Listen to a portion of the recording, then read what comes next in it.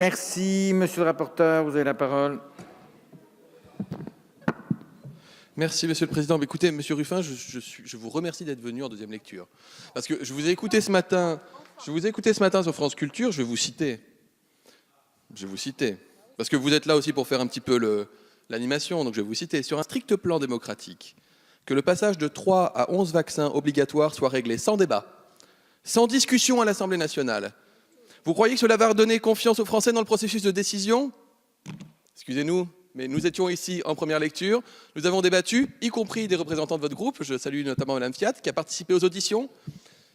Elle a reçu le 3 octobre à 10h21 du matin, pour être précis, parce que vous savez, les faits, parfois face aux fakes, ça pèse aussi lourd.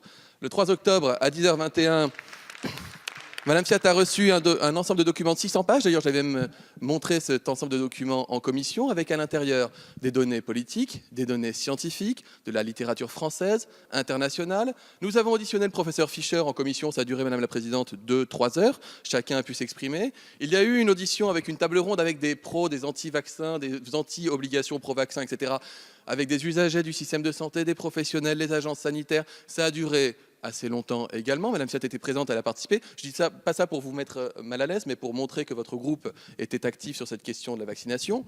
Donc je me suis étonné en écoutant la radio, je me suis dit, est-ce que M. Ruffin était au courant qu'on avait un PLFSS et que dedans il y avait la vaccination? Parce que honnêtement, je crois que nous avons débattu ici en commission et en séance, je vous prends un témoin, pardonnez-moi, mais quelques heures de la question de la vaccination. Il me semble que c'était un débat intense, même émouvant, que nous avons eu des suspensions de séance, qu'il y a eu des témoignages qui étaient difficiles, qu'il y a des amendements qui ont été examinés, des amendements qui ont été adoptés, donc le débat démocratique a eu lieu. Alors venir ce soir, Monsieur Ruffin, nous expliquer qu'il n'y a pas eu de débat, qu'on était en train de faire quelque chose à la sauvette, alors que vous avez eu cette expression avant même que le débat commence en disant il faut qu'on attaque le président de la République sur des trucs à la con comme les vaccins, excusez-moi, je trouve ça pas digne. Donc un avis défavorable.